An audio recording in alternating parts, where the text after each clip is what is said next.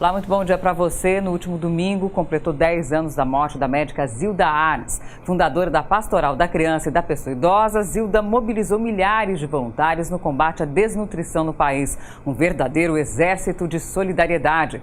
Zilda Arnes morreu durante um terremoto no Haiti em 2010, fazendo o que mais gostava, levando informação e esperança. Nós conversamos com o sobrinho de Zilda Arnes, o senador Flávio Arnes, sobre o legado da pastoral e também sobre o trabalho dele no Senado Federal. Senador, estão completando aí 10 anos da morte da dona Zilda Arnes, que teve um legado grande. Ela fundou a Pastoral da Criança, com todo o movimento que chamou a atenção do mundo, foi indicada ao Nobel da Paz, inclusive.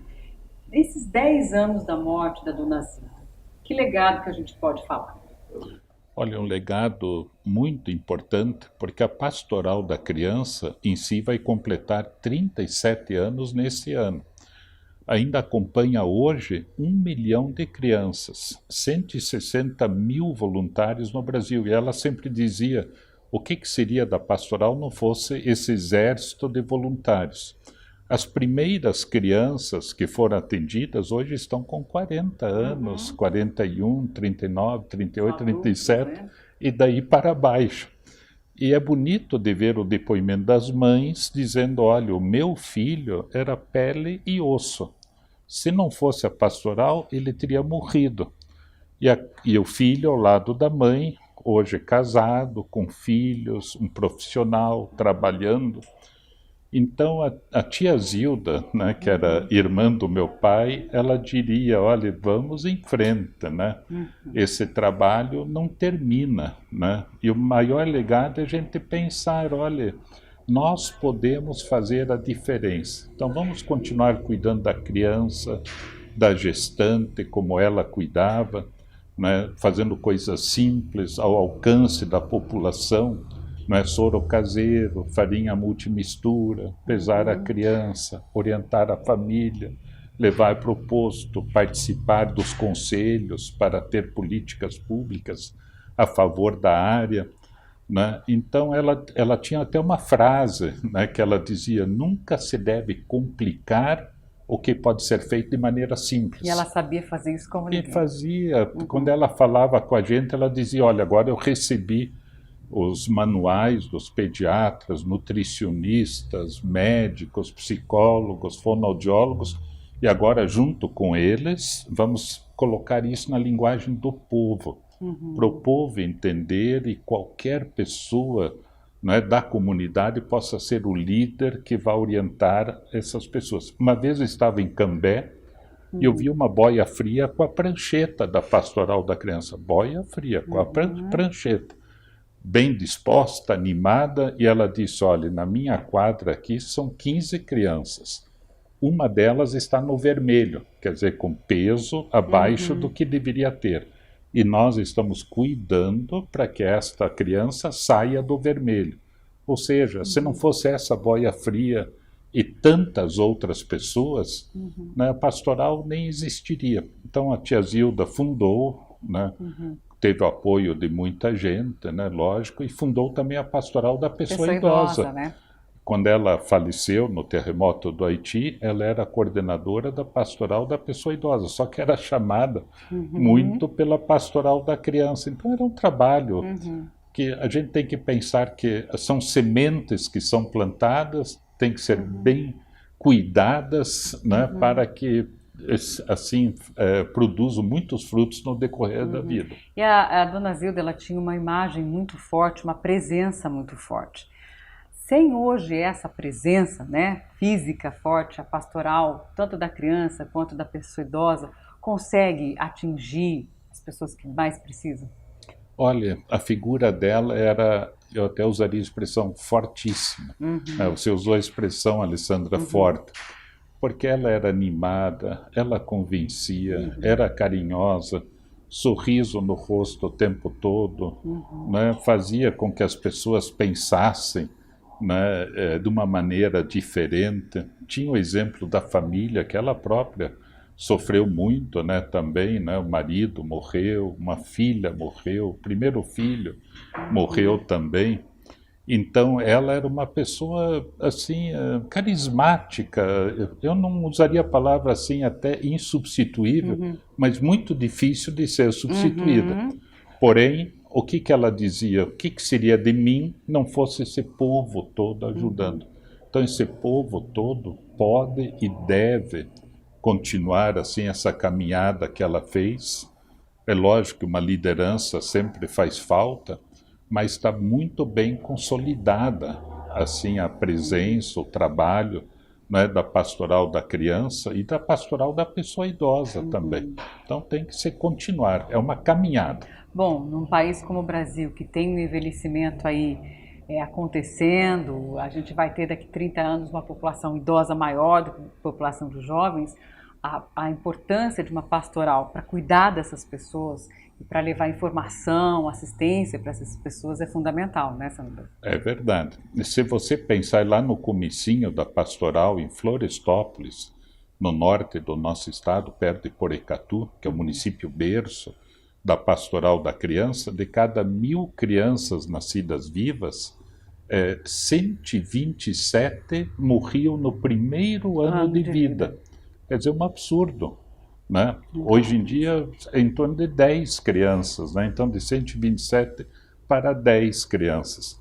E a pessoa idosa, a mesma coisa, né? Você passa, quer dizer, qual que é o trabalho da pastoral da pessoa idosa, coordenada pela irmã Terezinha Tortelli agora, né? Ela acompanhar os idosos, ir nas casas, falar com eles, trabalhar com as políticas públicas, porque a gente tem que ter política pública, né? Porque são direitos que têm que ser assegurados. Então, a população está envelhecendo, né? Felizmente, a sobrevida é muito maior, expectativa de vida, para a pessoa com deficiência mesmo, né? Algumas pessoas antigamente morriam com 15, 20 anos. Hoje em dia morrem com 60, 70, 80 anos de idade.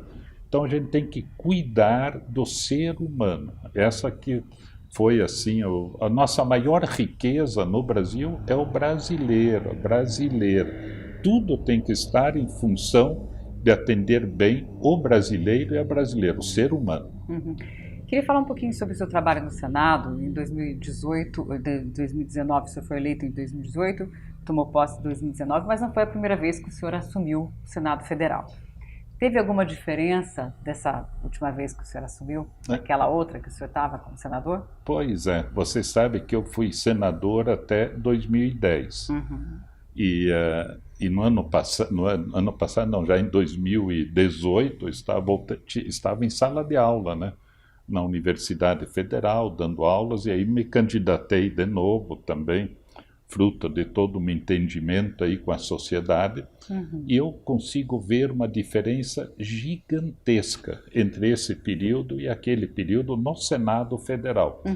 Os senadores e senadoras que estão lá, muitos deles estão dispostos a fazer a mudança, né? Houve uma renovação grande também. Uma renovação grande das 54 cadeiras em jogo, 48 foram mudadas, quer dizer, praticamente 85% das cadeiras que estavam sendo disputadas.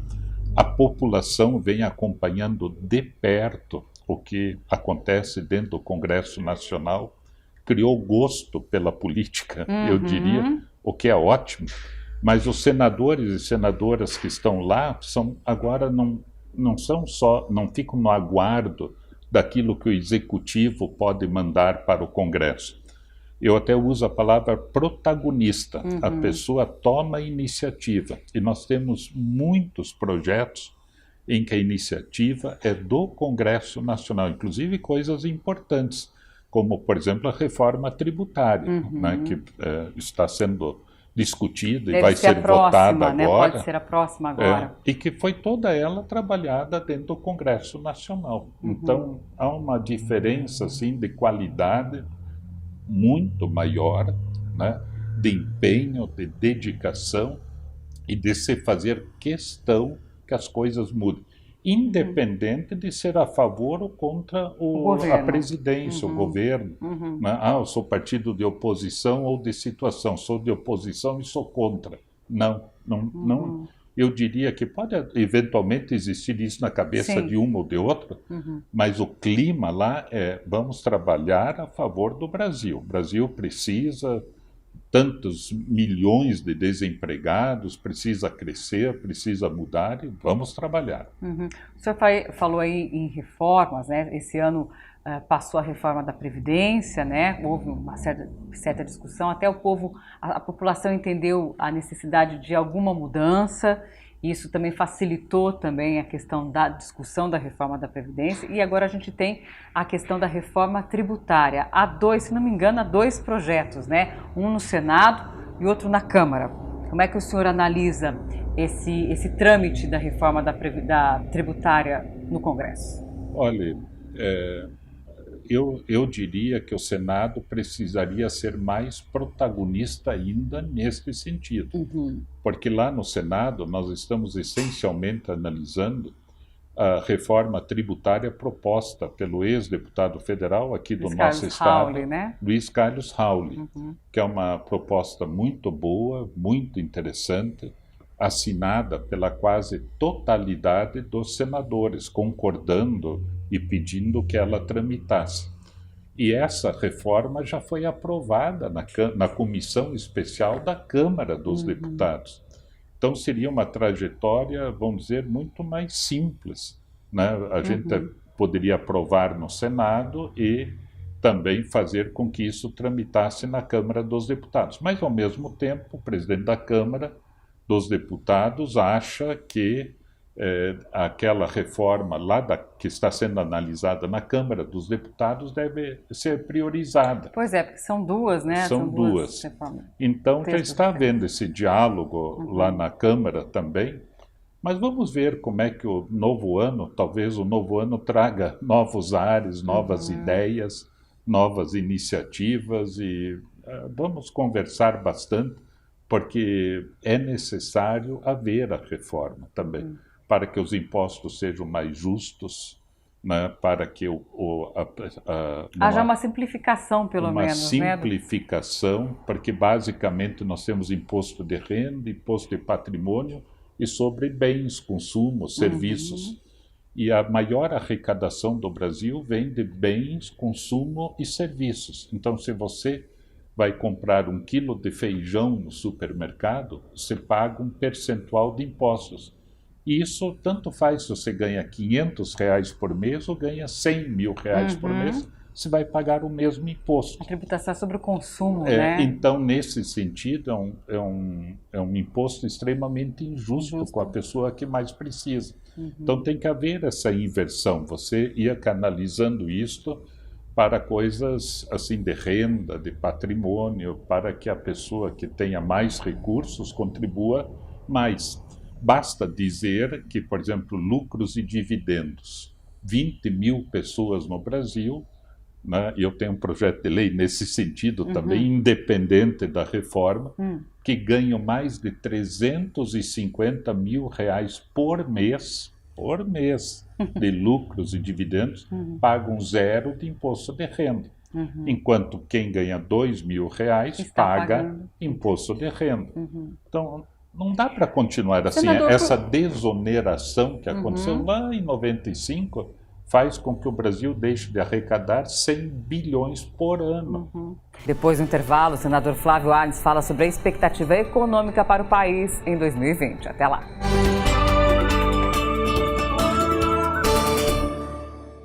O senador Flávio Arnes criticou o fundo eleitoral de R$2 bilhões. Para o senador, campanha partidária e dinheiro público não combinam. Como tem sido o trabalho do senhor? Porque a gente vê, por exemplo, uma sintonia, cada um, lógico, o senhor é da Rede, o senador Eurovista Podemos, Álvaro Podemos, são partidos, né, diferentes, até com visões ideológicas diferentes, mas a gente vê uma sintonia entre vocês três. Essa sintonia, ela existe mesmo?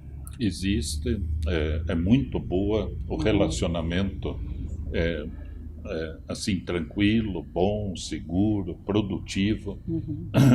Então, apesar de estarmos em partidos diferentes, o que não impede a gente pensar no Paraná, no Brasil, né? E sempre discutimos os assuntos também.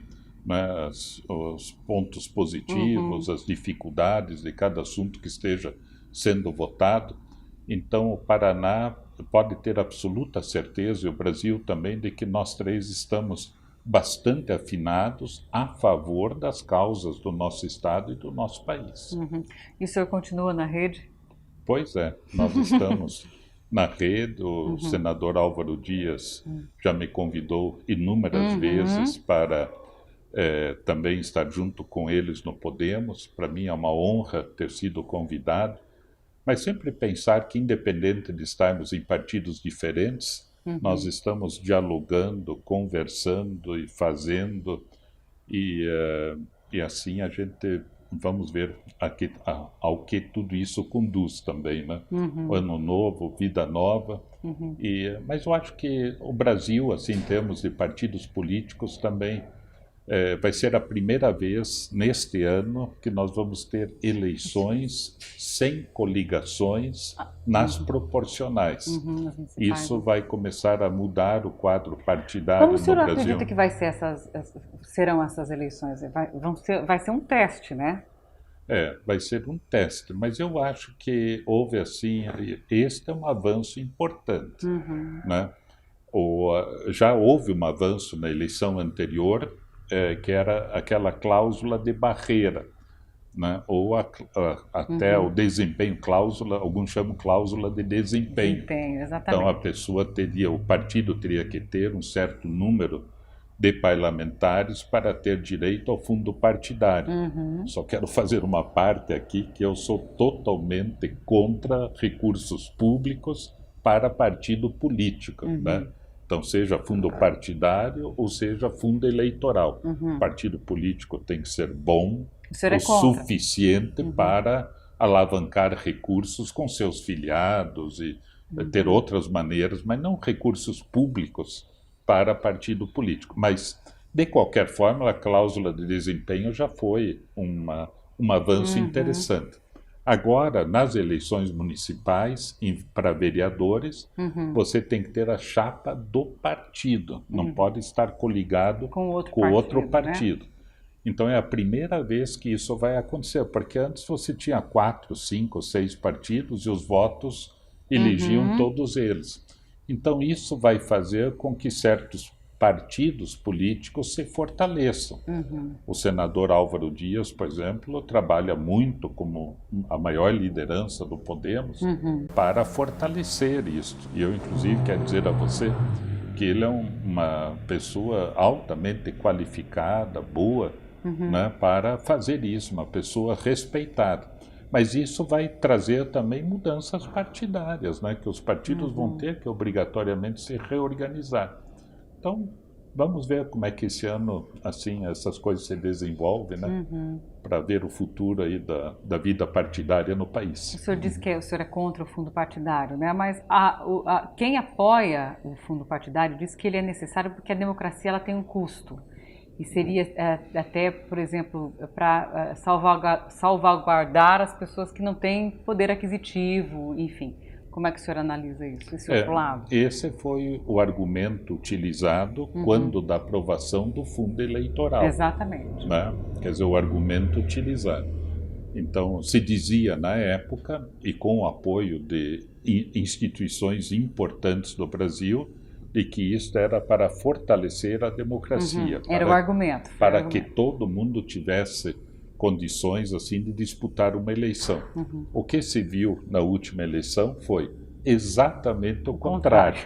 Né? Quer dizer, o dinheiro todo, o recurso todo foi prioritariamente ou quase totalmente para os caciques dos partidos políticos, que ganhavam 1 milhão, 2 milhões, 3 milhões, né, para desenvolver as suas campanhas políticas. E outras coisas, né? Não era e só outras coisas mais, provavelmente. Né? Isso aí a Justiça está investigando também. E, ao mesmo tempo, aquela pessoa que necessitaria de mais recursos acabou não tendo mais recursos. Aí as pessoas dizem, não, mas vai pedir recursos para iniciativa privada.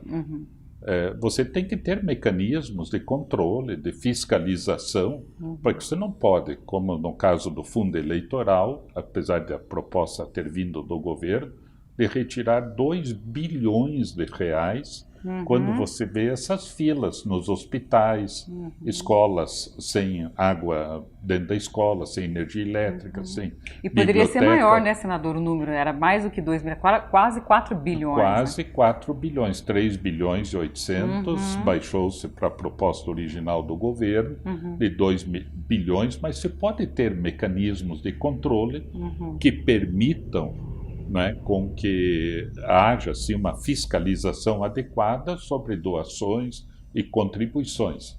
Eu diria assim, olha, o Brasil não pode se dar ao luxo, e mesmo que tivesse dinheiro, nunca vai ter dinheiro suficiente, o recurso suficiente para destinar recursos públicos, seja para o fundo eleitoral ou para o fundo partidário, que é um recurso também que tem que ser repensado.